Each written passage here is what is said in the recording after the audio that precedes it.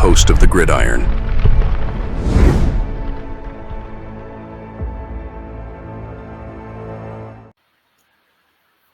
Another lengthy injury list for Week 17. Hard to believe, isn't it? But yeah, the Giants and of course, Mr. Malik here. He's been.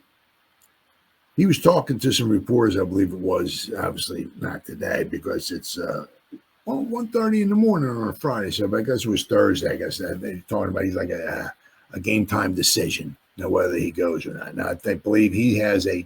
I think on the list, I think it says a toe.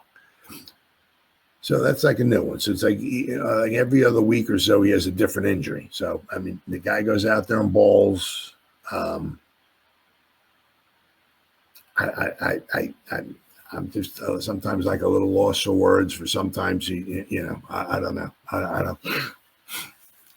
Got other good wide receivers for other teams can go out and play. I'm not trying to down. It's just like I don't. How can every week is a different injury? It just it's. Of course, when we had to put Raheem Layne on the injured reserve for the end, his season's over with. It's not one thing. It's another. Right, with the New York Football Giants. Week 17 injury report. Another lengthy one. Yep, you got that right. What do we got here? Let's see. Here we go. Thursday's New York Giants injury report and roster moves. Okay, here we go. So December 26th, the injury report. So Tyrone Tracy's got an ankle, but he's had that for a little bit of time. Malik Nabers with a toe. I'm not sure if I don't know if that just popped up after we got done playing Atlanta. I don't know. I mean, he's had a hip, he's had a groin, he's had a concussion, he has a toe. John Michael Schmitz, he's got an ankle. Micah McFadden with his neck. Greg Stroman with a shoulder and a shin. Dee Williams he's got a toe, and Raheem Layne. Well, Raheem Layne tore his meniscus, and let's see, got this. His season's. Whoops. Let's see. It was announced, obviously, Christmas Eve, that Layne would miss the remainder of the season after suffering a torn meniscus in their loss to the Falcons. So, unfortunately, Raheem Layne's contributions to the Giants have been cut short due to injury. Then we got Drew Lock. Obviously he's got his right shoulder, his throwing shoulder. They had an MRI done on that, and it came back negative, so that's a good thing. Jermaine Eluemunor, he's got a wrist. Offensive guard and offensive center Greg Van Roten, he's got a knee. Cory Durden's got a shoulder. Those guys were limited in practice. So Tracy, Nabers, Schmitz, Micah McFadden, Greg Stroman, Dee Williams, they did not practice on Thursday, and then they said they have Raheem Layne here, but apparently his season's over with. He's one of. I'm going to do a video on this. He's one of the 28 guys that have been put on IR for the Giants this season. Over half of football teams have been put on IR for the New York Football Giants. It's absolutely freaking amazing. Absolutely amazing. Let's see. Austin Schlottmann had a fibula. Aaron Stinnie with a concussion. Jordon Riley with a knee. Armon Watts with a shoulder. Dru Phillips with a knee. And Dane Belton with a knee. They all fully practiced, but they had some type of injury designation, but they all fully practiced. But and once again, I mean, you look how many guys are 1, 2, 3, 4, 5, 6.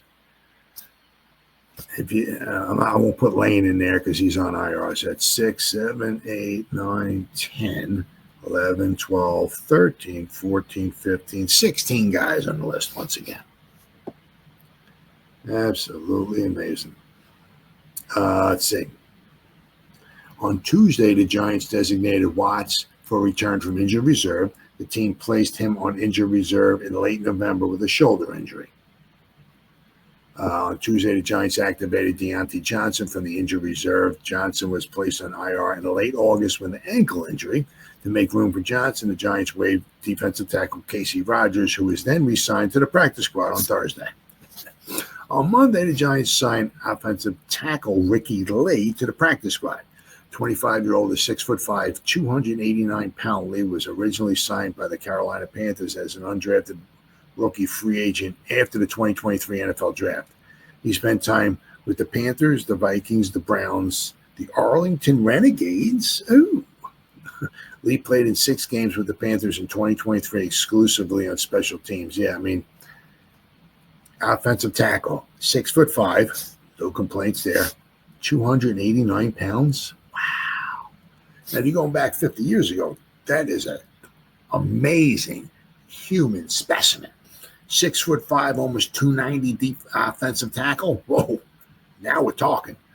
Here we are, fast forward 50, 60 years later, 6'5", 289-pound deep offensive tackle. Whew, that's a light dude right there. That is a light guy. On Thursday, the Giants re-signed Alex Cook to the practice squad. Cook had been signed off of the Giants practice squad by the Panthers in October. The Panthers waived him earlier this month. On Tuesday, the Arizona Cardinals signed Benton Whitley off of the Giants practice squad. So the thing is with Benton Whitley is that, the team, it's good for him. Good for him. If the Cardinals take Benton Whitley off of our practice squad, they have to put him on their 53-man roster. So that's the one nice thing about that. When a team plucks another team off the practice squad, they just can't throw him on their practice squad. Oh, we like him, we'll put him on our practice. No, you have to put him on your 53. Because I'm an idiot, I can't remember it. He has to be there for 2 or 3 games. You have to give him 2 or 3 game checks. You don't have to have him for the rest of the season on your roster, obviously, but he has to be on your 53-man roster. Now, because you put him on your 53 does not mean you got to dress him. Obviously, guys are out of the 53, you don't dress all 53 for the football game. So just because you put him on the 53 doesn't mean he's going to be play and see action for you, right? But you do have to give him game checks. So that means that ups his salary a significant amount. Right? Except for being on the practice squad. So once again, another lengthy injury list for the New York Giants. I said the thing I'm really dying to say, right, is after this week's over, right, how do the Giants go about doing it, right? I mean, obviously, because with this game here coming up, the coaches, the players, everybody, is win. Ain't nobody, because you're writing your resume every game that you're in there. And look at Drew Lock, right? I mean, this was Bob Papa brought this up. He was talking about what Carl Banks believe in Giants, I believe it's called. But with Drew Lock, I mean, Drew Lock is fighting for a job. Do you want him to just keep throwing pick sixes? I mean, is that what he wants? I mean, because after the season's over with, the Giants have no quarterback signed for next year. Drew Lock got to be looking for a job. Now, obviously the way things are going, nobody's probably going to give him a starting job. But, if his name's out there, it's like, well, let's bring him in, and maybe he can be our backup quarterback. But Drew Lock's going to want to put some good stuff out there.